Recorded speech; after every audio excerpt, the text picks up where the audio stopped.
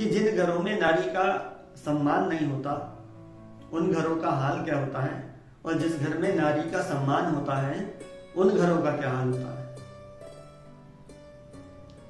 बंधुओं, जय श्री कृष्ण, जय श्री राधे।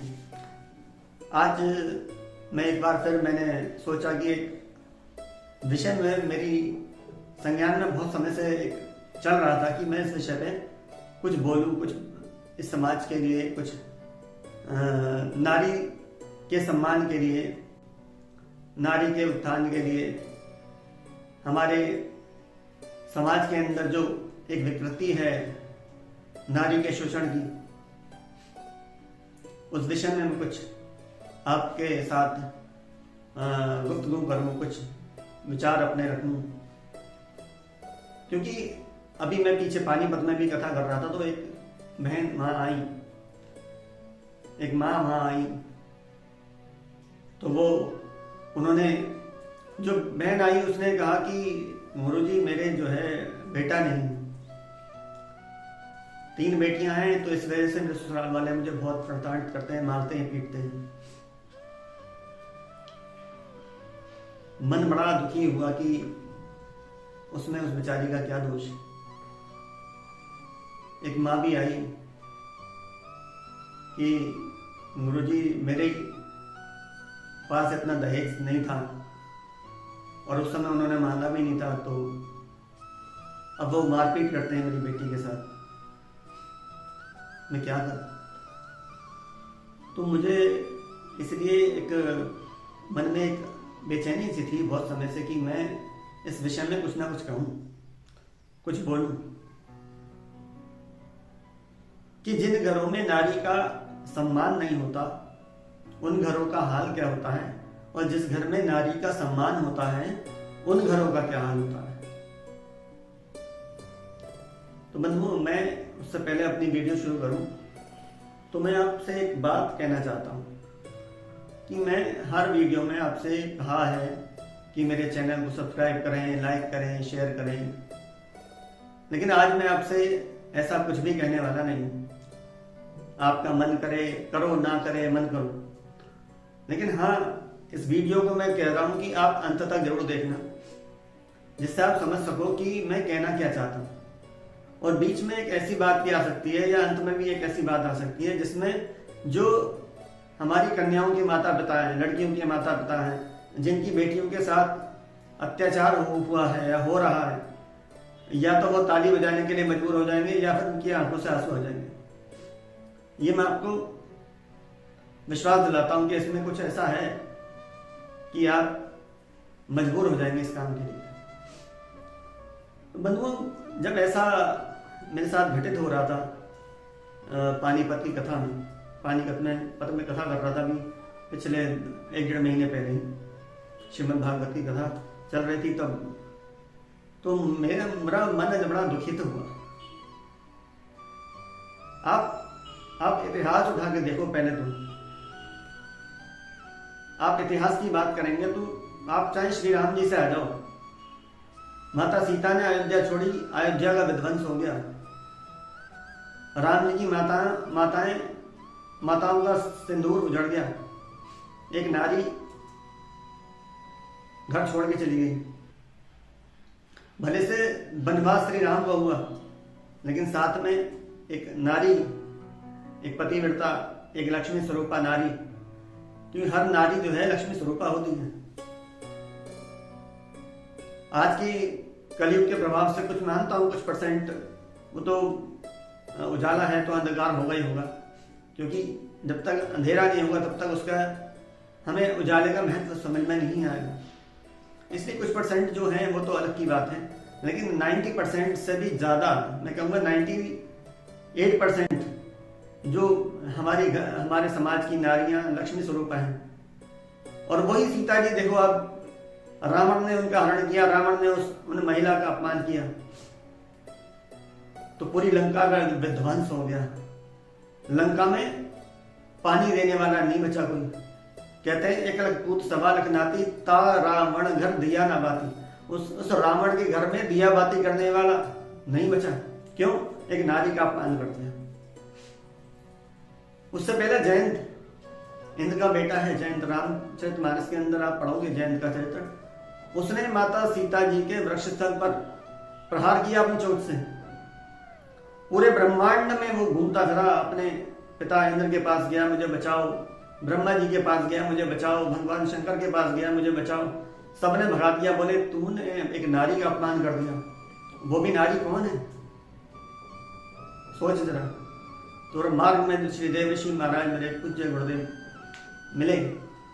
उन्होंने कहा कि जिसका तूने अपमान किया है उसकी पति की शरण में चला जा, तेरा उद्धार हो जाएगा। शरणागति करने का फलस्वरूप हुआ कि उसके प्राण बच गए, वरना उसकी भी वो दुर्गति होती जो कि वो याद रखता। आप कंस के पास आ जाओ, महाभारत में आ जाओ, श्री कृष्ण जी की माता जी देवकी।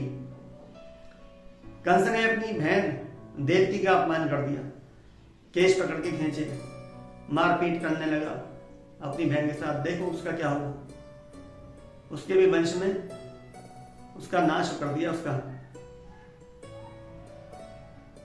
आगे आ जाओ, द्रौपदी बहन पे आ जाओ। द्रौपदी बहन का अपमान कर दिया, दुर्योधन का क्या हुआ। तो मेरा आपसे ये आग्रह है कि ये आज नारी ही नारी की दुश्मन क्यों हो गई।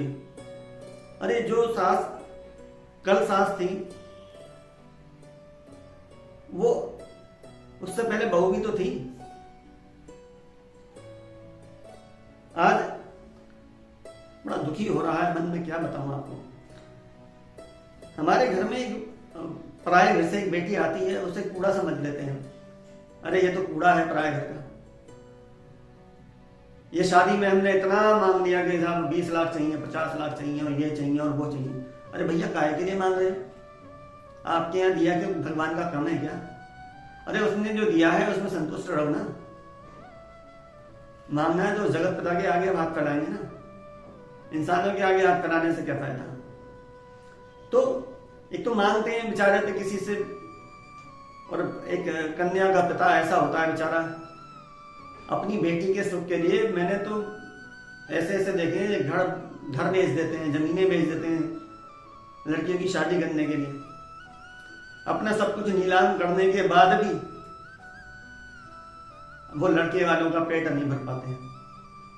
ऐसे जो हैं ना समाज में, जो इतना सब मिलने के बाद भी उन कन्याओं को पीटते हैं, मारते हैं, उनका शोषण करते हैं।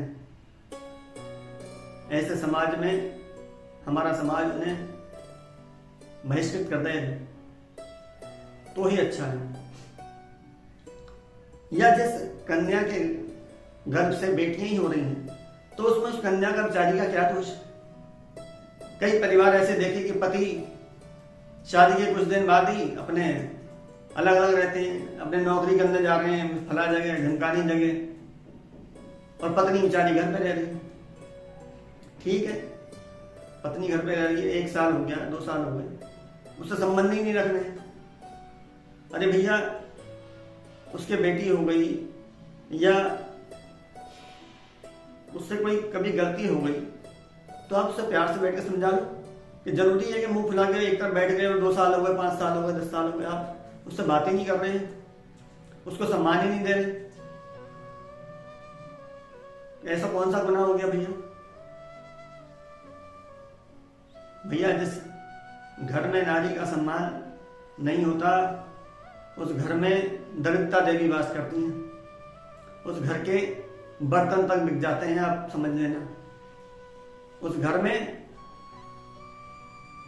बीमारियां, लड़ाई झगड़े, जितनी भी विकृतियां हैं, जितने भी द्वंद्व हैं, उस घर में आपको देखने के लिए मिल जाएंगे। यदि आप मेरी बात को ना माने तो आप ये बात आजमा के देख लीजिए। आप किसी घर में जाके देखिए जिस घर में नारी का सम्मान ना हो रहा हो, जिस घर में नारी का अपमान हो रहा हो, उस घर में आप जाके देखो कि उस घर का हाल क्या है। तो मैं क्या कहूं, मैं बस, और सबसे बड़ी बात मैं आपको बताने जा रहा हूं कि जो लड़के वाले कहते हैं ना दहेज दहेज दहेज, देखो जिस घर में जिस परिवार में एक पिता एक माता अपनी बेटी का, जिस समय फेरे भी फिर रहे हो ना, कन्यादान करके चुका हूं, फेरे फिर के चुके हूं, और ऐसी स्थिति में यदि यमराज आ जाए और कहें कि मैं इसके पति के प्राण लेने आया हूं, तो मैं आपको चैलेंज के साथ कह रहा हूं, दावे के साथ ये बात कह रहा हूं आपसे, वो माता पिता जो अभी केवल बेटी के फेरे ही फेरे हैं इन्होंने अभी, वो ये कह देंगे कि मेरी बेटी के प्राण ले जाओ, लेकिन जो इसका पति है इसके प्राण बख्श दो। क्यों? क्योंकि मेरी बेटी सदा सुहागन चली जाएगी। ये अपना जीवन त्यागने के बाद भी ना सदा सुहागन कहलाएगी। इतना सा लालच होता है एक माता पिता का, एक बेटी के माता पिता का। अरे तुम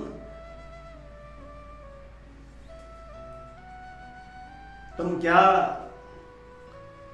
एक कन्या का सम्मान कर पाओगे? उसे क्या उसका अधिकार दे पाओगे? अरे तुम्हारे पुत्र के लिए उस बेटी के माता पिता ने इतनी बड़ी कुर्बानी देने के लिए हमेशा जीवन पर्यंत तैयार रहता है। जीवन के किसी भी क्षण में तुम्हारे बेटे पे कोई आंच किया जाए ना, तो उस बेटी का पिता ये उस समय भी कह देगा कि प्रभु यदि प्राण लेने हैं तो मेरी बेटी के ले लो, लेकिन इसके प्राण बख्श दो, क्योंकि मेरी बेटी फिर भी सदा सुहागन कहलाएगी। उसका इतना सा लालच होता है, और आप एक नारी का सम्मान नहीं कर सकते। कितने शर्म की बात। जिस घर में भी नारी का सम्मान ना हो रहा हो ना, अपनी गृहबान में झांक के देखना कि क्या आप सही कर रहे हो। और यह घर की कहानी। अब मैं आपको यह बताना चाहता हूं कि जिस घर में नारी का सम्मान होता है उसमें क्या होता है। श्रीमद् भागवत जी में प्रसंग आता है कि भगवान मनु की 3 पुत्रियां हैं, देवहूति, आहुति और प्रसूति। तो ब्रह्मा जी की जो भगवान मनु की जो बड़ी पुत्री हैं देवहूति, उनका विवाह हुआ है कर्दम ऋषि से। और कर्दम ऋषि जो थे, इन्होंने 1000 वर्ष तक तपस्या करी। श्रीमद् भागवत जी में उसका उल्लेख है, आप पढ़ेंगे तो आपको मिल जाएगा। 1000 वर्ष तपस्या करने के बाद जब भगवान सामने आए तो उनसे कहते हैं, क्या भगवान कहते हैं बेटा मांगो, क्या आपने इतने 1000 वर्ष तपस्या करी, आपकी क्या इच्छा है? तो आप सुनोगे तो आप हैरत में पड़ जाओगे उन्होंने मांगा क्या।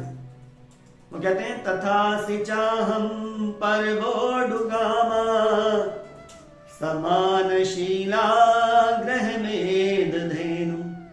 मतलब आप कह रहे हैं भगवान से 1000 वर्ष तपस्या करने के बाद क्या मांग रहे हैं कि मुझे एक ऐसी कन्या से विवाह करा दो जिसका स्वभाव जो है, जिसका जो आचरण है, जिसका जो चरित्र है वो कैसा हो, एक गौ के समान हो, एक शीतलता भर से भरा हो, एक दया से भरा हो, एक करुणा से भरा हो। ऐसी एक कन्या से मेरा विवाह करा दो।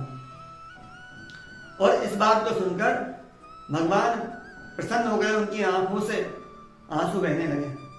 और जब आंसू बहे तो उसी भगवान के आंसुओं से जो बह के बना, एक तालाब बना, एक सरोवर बना, उसी को हम कहते हैं बिंदु सरोवर। एक हमारे हिंदू समाज में बहुत बड़ा तीर्थ है बिंदु सरोवर। वो तीर्थ श्री कर्दम ऋषि की तपस्या का परिणाम है, जो भगवान नारायण की आंसुओं से बहा। और जब कर्दम ऋषि का माता देवहूति से विवाह हो गया तो देवहूति माता इतनी सुंदर थी, इतनी सुंदर थी, इतनी सुंदर थी कि बस आज के तो सुंदरता है ही नहीं, इतनी सुंदर थी। तो जब कर्दम ऋषि का विवाह करके श्री मनु महाराज अन्य ऋषिगण चले गए तो कर्दम ऋषि ने देखा कि मेरी पत्नी कितनी सुंदर है, और उन्हें सामने बैठाया। लेकिन इससे पहले एक बात बताऊं, जब भगवान के अश्रु गिरे और भगवान उनसे प्रसन्न हो गए तो उन्हें एक वर देके गए और कह के क्या गए कि यत्र नारस्य पूज्यन्ते तत्र रमन्ति देवता, कि तुमने मेरे मन को झकझोर देने वाला प्रश्न किया, वर मांग लिया मुझसे। तुम्हारे अंदर नारी के प्रति इतनी करुणा है, इतनी दया है, इतना सम्मान है, और जिस घर में नारी का सम्मान होता है, उस घर में मैं, स्वयं नारायण कह रहे हैं कि मैं उस घर में उसका बालक बन के आता हूँ, उसका बच्चा बन के आता हूँ। और उनके घर में वो नारायण बच्चा बन के आए। मैं आगे बताता हूँ आपको कौन थे वो। तो जब देवहूति माता को उन्होंने सामने बिठाया और उनको निहारने लगे तो उनके स्वरूप में वो इतने मग्न हो गए। क्या मग्न हो गए कि अरे जिसको बनाने वाला ये इतनी सुंदर है मेरी पत्नी, तो इसको बनाने वाला कितना सुंदर होगा। अब ये सोचते सोचते उनकी समाधि लग गई, और समाधि लग गई तो हजारों वर्षों की समाधि में वो चले गए फिर से दोबारा से। तो जब उनकी दोबारा से, और माता देवहूति उनकी सेवा करती थी, उनका शरीर पहुंचती थी, उन्हें पुष्प उनके चरणों में अर्पित करती थी, उन्हें भोग लगाती थी और वो रख के उनके सामने निवेदन करती थी भोग पाव, लेकिन वो समाधि में थे, खाते नहीं थे, तो वो उठा के उसको ग्रहण कर लेती उस प्रसाद को। तो कहने का मतलब ये है, तो जब वो योग निद्रा से जागे अपनी, तो सामने एक बुढ़िया थी। अब देवहूति माता, कई सौ साल बीत गए, 1000 साल बीत गए, तो वो स्वाभाविक है, शरीर तो घटता ही है। तो कदम ऋषि बोले कि आप कौन देवी, आपको प्रणाम। बोले प्रणाम नहीं, मैं आपकी पत्नी हूं। तो उन्होंने उनका हाथ पकड़ा और जो भगवान के अश्रों से बिंदु सरोवर बना था उसमें उन्हें स्नान कराया, तो वो फिर से नवयौवना हो गई, फिर से वैसी ही हो गई जैसी पहले थी। तो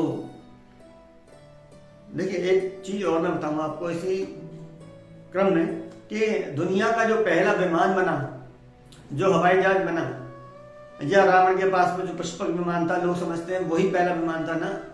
तो ये कदम ऋषि जब उन्हें अपनी पत्नी देवहूति माता को स्नान करा के लाए और वो नवयौवना होगी, तो उन्होंने कहा कि प्रभु अब तो बस तब करेंगे, अब तो इतने साल बीत गए शादी के। बोले नहीं, अब मैं तुम्हें घुमा के लाता हूँ। और अपनी योग शक्ति से कदम ऋषि ने एक विमान की रचना की, जिस विमान को कामक विमान का नाम दिया गया। और कामक विमान दुनिया का सबसे पहला विमान था। ये अंग्रेज लोग कहते हैं हमने बनाया, इन्होंने कुछ ना बनाया। सबसे पहला विमान जो है कदम ऋषि ने बनाया था, उसका नाम कामक विमान था। तो खैर वो अपनी पत्नी माता देवहूति को लेकर के वो पूरे विश्व का ब्रह्मांड कर घूमने के लिए निकले, और जब वो घूम के लौटे तो उनके 9 कन्याएं उत्पन्न हो चुकी थी। तब उन्होंने कहा कि अब मैं अपने वन को जा रहा हूं अपने तपस्या योग करने। तो माता देवहूति ने उनको याद दिलाया कि प्रभु मेरे 9 कन्याएं हुई हैं, अब इनका पालन पोषण भी करना है, आप भी चले जाओगे तो फिर कैसे कटेगा, एक पुत्र होना चाहिए। तो तुरंत भगवान कदम ऋषि को याद आया कि भगवान ने मुझे वचन दिया था कि मैं आपके यहाँ पुत्र बन के आऊंगा। और फिर उनके यहाँ एक पुत्र का जन्म हुआ जो कपिल मुनि के नाम से विख्यात है। आप सब जानते होंगे जिन्होंने भागवत सुनी होगी। तो ये भागवत का सबसे दिव्य एक ज्ञान वर्धक प्रसंग है कर्दम देवहूति और कपिल देवहूति संवाद। और वो मतलब कहने का ये है कि जिस घर में नारी का सम्मान होता है उस घर में देवता जन्म लेते हैं, चाहे वो देवकी माता हो, चाहे वो कौशल्या माता हो। पैदा तो राम ही हुए, लेकिन वहां पे जाने अनजाने एक नारी का वो हो गया। तो कहने का मतलब है जिस घर में नारी का सम्मान होता है उसमें घर में सुख समृद्धि धन ऐश्वर्य, लेटे लेटे फिरते हैं, उछल कूद करते हैं, खुशियां बांटते हैं, और हर तरह से उस घर में संपन्नता रहती है, खुशहाली रहती है। तो मेरा आपसे निवेदन है कि जितना भी हो सके आप हम अपनी घर में जो बेटियां हैं, जो बहुएं हैं, उनका खूब सम्मान करो, खूब आदर करो। पिछले वीडियो में मैंने आपसे गुरु के विषय में थोड़ा सा चर्चा की थी, तो उसमें एक छोटी सी बात मैं अंतिम में कहना चाहता हूँ अपने, कि जो भी गुरु दीक्षा देते हैं वो कम से कम अपने शिष्य को ये अवश्य बताएं कि आसन कैसे बिछाएं, आसन जीते कैसे, माला पकड़ें कैसे, माला जपें कैसे। इतना ज्ञान अवश्य देते रहें तो बहुत ही अच्छी बात है। सबको मेरा बहुत बहुत धन्यवाद। आपका मैंने बहुत कीमती समय ले लिया। यदि आपको बात अच्छी लगे तो बहुत बहुत आपका आभारी। जय जय श्री कृष्ण, जय जय श्री राधे।